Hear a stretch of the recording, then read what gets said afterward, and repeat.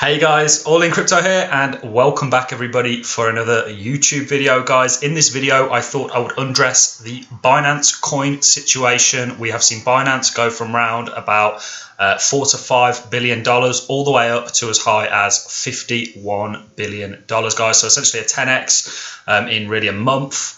And I really wanted to kind of undress the situation. A lot of people might not quite understand why this happened.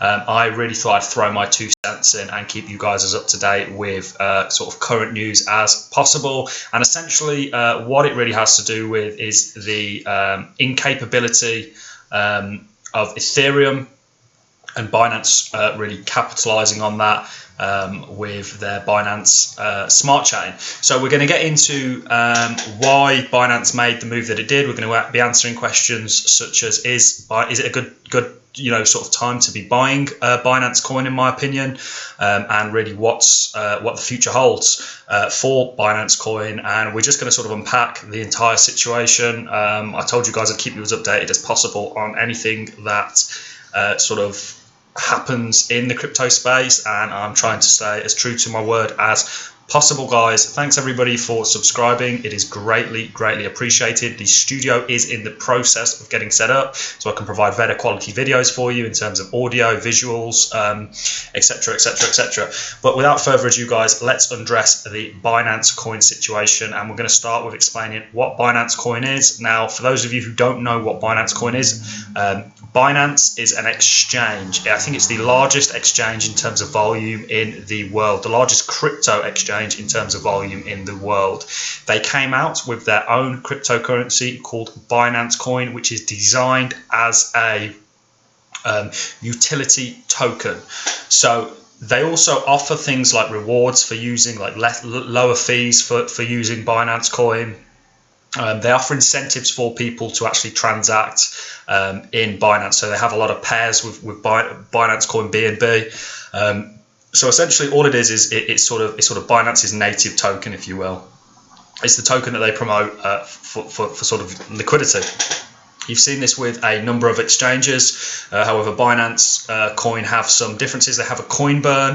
I think the overall is 100 million Binance coins. So they burn coins. Let's see how many we've got. Yeah. So they essentially are going to take away 1/3 of the supply. They burn coins quarterly. They're sort of using the basic method that, supply and demand. If there's less supply and a greater demand, the price will go up. That has a little bit to do with why we've seen Binance do as well as it has. 110% in 7 days. It's up. But there is a lot more to undress in this situation, guys. And like I say, in a month, it's kind of 10x'd in price. So it's gone up basically 1,000%. And has done exceptionally well. I am definitely not jumping into this coin at the moment. I do think Binance coin is going to continue to do well throughout the year. You guys all know my stance on how 2021 is going to look and what's to sort of play out, and sort of onwards. However, I thought I'd just sort of cover Binance coin. Now, it has a lot to do with Binance Smart Chain. So what is Binance Smart Chain? And rather than me trying to explain it to you, I thought I'd give you their sort of explanation. So what is Binance Smart Chain? Binance Smart Chain, BSC, is best described as a blockchain that runs parallel to the Binance chain, BNB. Unlike Binance Chain, BSC boasts smart contract functionality and compatibility with Ethereum virtual machine. So I'll undress all this after I've sort of read this out for you. The design goal here was to leave the high throughput of Binance Coin intact while introducing smart contracts into the ecosystem. In essence, both blockchains operate side by side. It's worth noting that BSC isn't a so-called layer 2 or off-chain scalability solution. It's an independent blockchain that could run even if Binance Chain went offline. That said, both chains bear a strong resemblance from a design point of view. Because BSV is EVM compatible, so EVM means Ethereum virtual machine compatible. It launched with support from the rich universe of Ethereum tools and dApps. In theory, this makes it easy for developers to port their projects over from Ethereum for users. It means that applications like MetaMask can easily be configured to work with BSC. Seriously, it's just a matter of tweaking a couple of settings, and then it sort of tells you how to check it out. So I'd suggest anybody that wants to know how to configure their MetaMask wallet with the Binance Smart Chain, looks into doing that and doing that properly. Come over to BinanceAcademy.com if you want. That is one way that they will sort of show you how to do it. Now, let's talk about the fact that they are now sort of allowing smart contracts. They've now sort of implemented smart contracts that really allows it to be a rival for Ethereum, the same way that Cardano is a rival and Polkadot, guys. And we really see that the top sort of, if we take Tether out, which is a stable coin, the top 5 coins, other than Bitcoin, which is really the store of value out of them, the next 4 out of the top 5 are essentially all smart contract blockchains. In a sense, Binance Coin, of course, it's somewhat it's not BSC. It's kind of complicated, but for the scope of this video, that is really why we have seen Binance Coin do as well as it has, guys. And I'm not jumping in now. I actually happen to hold quite a bit of Binance Coin, but that's only because I happen to do a very small bit of trading on Binance, and I also get really involved with their staking, their farming through Binance Earn, and I also keep my eyes out constantly for something called Binance Launchpad, which will essentially allow you to stake BNB for up-and-coming projects that might be looking to launch through Binance. I know I got some Polkadot not that long ago through staking. And there's a list of other Reef I actually managed to get through Binance Launchpad by staking BNB. So their token really does have use. It's not necessarily. There are a lot of incentives for you to own Binance Coin, and now with the smart contracts sort of the capability that they've incorporated into their overall ecosystem, it's really driving the use and, of course, the price. And you see a lot of articles coming out saying, is Binance Coin the new Ethereum? Why BNB surged fast at 3rd position? Binance Smart Contract Chain daily transactions now 70% more than Ethereum. So why are we seeing Binance Coin, Cardano and Polkadot making absolutely great gains, and other smart contract blockchains making great gains, and Ethereum has been somewhat stagnant? It has done a lot to date, especially in the last year. However, there is a big underlying problem with using Ethereum. Now, there's a lot of dApps, a lot of the kind of decentralized DeFi ecosystem is built on Ethereum. However, because of the gas fees, gas is essentially what you pay to transact Ethereum. In order for your transaction to be validated by a miner, because Ethereum is still largely proof of work, it's not fully transitioned over to proof of stake yet, which I'm sure is a mistake that they are now realizing, going proof of work and not proof of stake. It's very, very expensive. I think that the fees, I've paid fees of I think the highest fee that I've paid is about $50, and I think that was on a $500 transaction. But the average fee, they reckon, last time I checked, was about $21. I have heard stories of people that have paid like $200 plus dollars in Ethereum fees, which is great for the miners, the people that are validating the transactions, but isn't so great for people like me and you who are looking to use decentralized apps, DEXs, decentralized exchanges like Uniswap.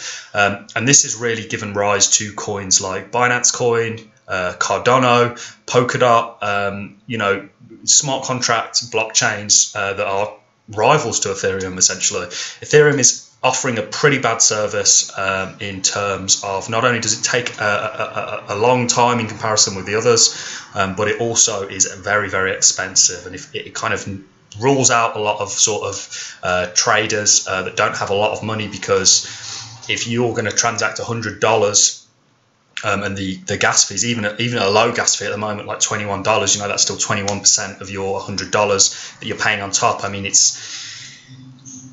I know certainly when I've been trading in and out of Uniswap, that it's made me sort of, instead of maybe diversifying, $1,000 into 5 different smaller projects, $200 into each, I've sort of thought, hang on, to mitigate the damage, why don't I split it into 2 or etc. So I know personally that the Ethereum transaction fees are ridiculous. The gas fees, which is all denominated in Gwei.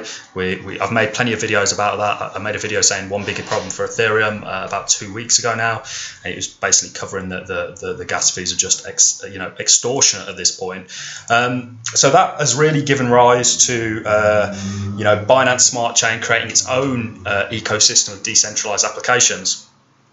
BNB gains 45% in 24 hours as PancakeSwap flippens Uniswap. So Uniswap, I think, was the largest decentralized exchange, the largest DEX. I love Uniswap. It's great. You just connect a wallet and you can sort of transact between ERC20 tokens without a centralized exchange being present. However, it's somewhat offered a bad deal. Not for any fault of its own, but because of the Ethereum gas prices, it's really let it down. So you have, of course, seen the rise of PancakeSwap. It can cost you literally pennies to transact. Even if you were transacting something like $10,000, it will cost you next to nothing to make that transaction. And it's very, very fast. It's faster than Uniswap. So of course, I believe in free markets. I believe that the price of things should dictate their worth. And of course, you've now seen the rise of PokerSwap.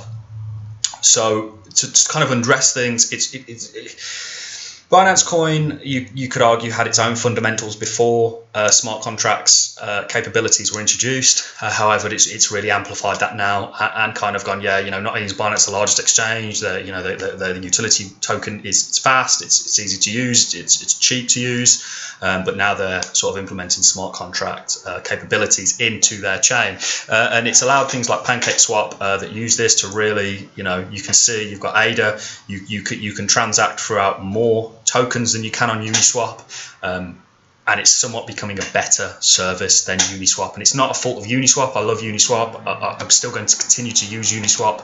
However, PancakeSwap for me, if I'm trying to swap in and out of certain coins, the only reason I'd really use Uniswap now and pay those fees if there was a coin that I literally couldn't find on PancakeSwap. But they have a lot of things on PancakeSwap, guys, so it's a real shame. I don't like seeing the Ethereum the state that it's in. They are obviously hoping to sort of solve this with layer 2 solutions and Ethereum 2.0. However, when that is going to be, I'm unsure, and I'm not really holding my breath. If I'm honest, I think it could be into next year. So it's going to basically suffer as a result of that in terms of, the network. But I think in terms of investment, Ethereum does very well. I think a lot of people in the crypto space, certainly a lot of YouTubers that you guys probably also listen to, have probably never even sent an Ethereum transaction through the Ethereum network. They probably have no idea of the pain that it's going through at the moment. However, this is all growing problem. Ethereum had a lot of advantages from being the first mover in terms of a lot of DeFi is now built on Ethereum. However, as well as advantages, you always have a yin and yang. You have polars in everything in life, and essentially there is a downside that other projects have been able to look at Ethereum and go, hey, what have they done wrong that we can now do right? The same way Ethereum looked at Bitcoin and of course added smart contracts. So that is really all I have for you in this video, guys. I personally am not jumping into BNB right now. However, it is going to perform well throughout this year and continue to go up. You're going to have moderate pulls back in everything in the cryptocurrency space in this bull run, not just BNB. But for me, too hot for my liking right now. I may jump in at a significant level. I do accumulate BNB, but it's just really on a utility basis. That is really all I have for you in this video, guys. Let me know what you thought. Let me know what you think about the unveiling BNB situation. And yeah, guys, if you can please leave me a like, that helps me out greatly. Subscribe for more videos as I'm bringing them out daily, and I look forward to seeing you all on the next video. Thanks a lot for watching, guys.